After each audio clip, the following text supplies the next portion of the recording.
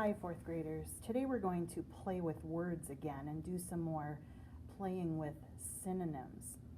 When you are reading, when you come upon unfamiliar words, you very quickly in your brain come up with lots of words that could mean the same thing.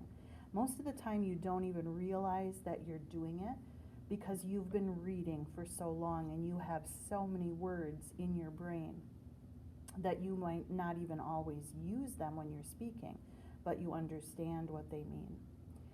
So all of this stuff is happening in your brain in really quick seconds without you even thinking it. And that's why we did the anchor chart quite some time ago, where we said reading is thinking, because you're always putting connections together, finding word meanings, breaking words apart, coming up with synonyms and antonyms, all those things. So today we're going to look at a sheet like this, which you can copy in your notebook or print off your video. And you'll notice that we have a small dot and a big dot. Today we're going to be working with shades of meaning.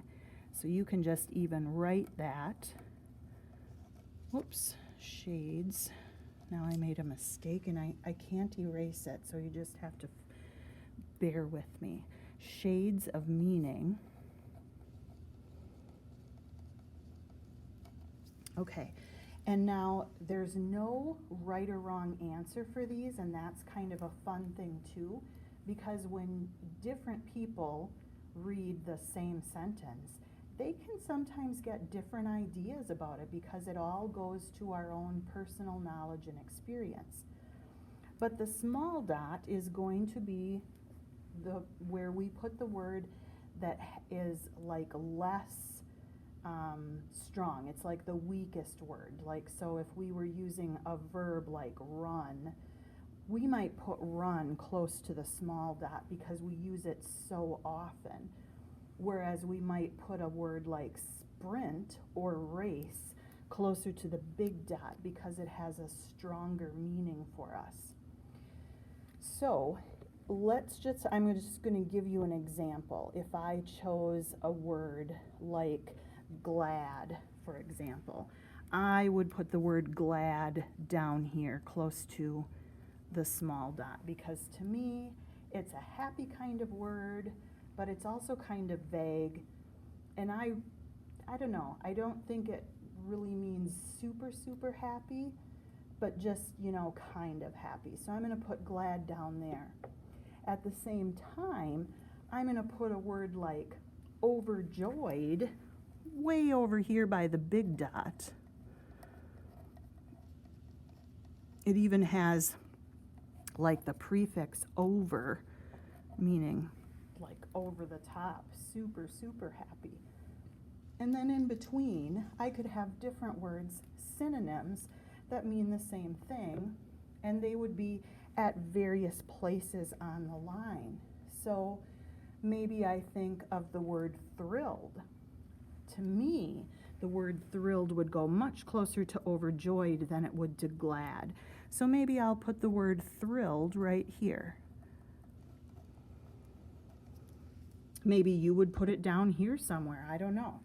It's kind of like your own opinion. Maybe the word cheerful. To me, cheerful is going to go closer to the word glad. I'm going to put cheerful down here. But I could probably move it closer this way too. It's really up to you. Happy, that's going to go somewhere in here maybe. Oh, I think of the word delighted.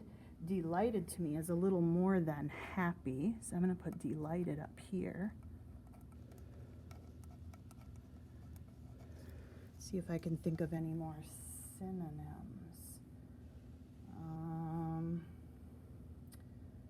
Maybe joyful. We've got overjoyed. That would be less than overjoyed. I think it would even be less than thrilled. I'm going to put joyful over here. And then I think too, when I hear joyful, I also think of gleeful. And to me, gleeful, I picture somebody giggling or laughing. So I'm going to put that just a little bit higher than joyful. I'm going to write gleeful up here. But as I said, this could be different for you. So what you're going to do in your notebook, again, if you don't have a printer, is there is a printout that you can copy off or just look at with some different word synonyms. So I've already cut mine apart, but they were in one sheet. So I believe it was like this, and you just cut them into these sections. So these are the words that you're going to use. So these, for example, are synonyms: examine, study, inspect, review, investigate. You make a line like this with the words that are less strong and strongest up here. So the small dot is for less feeling. The strongest feeling goes with the big dot. It's shades of meaning. It's kind of like word connotation. And it's individual for every person. So you and your mom might not even agree, you know.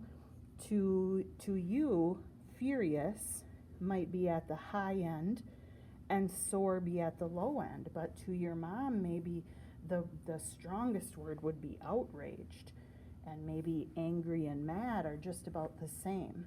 So there's not really a wrong answer, but it's just a way for you to play with some words again. And again, I think it goes toward your writing.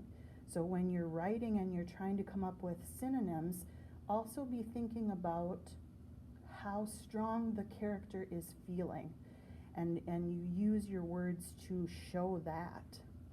So take these 4 groups.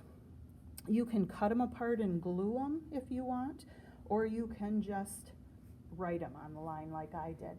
It's completely up to you. Have fun.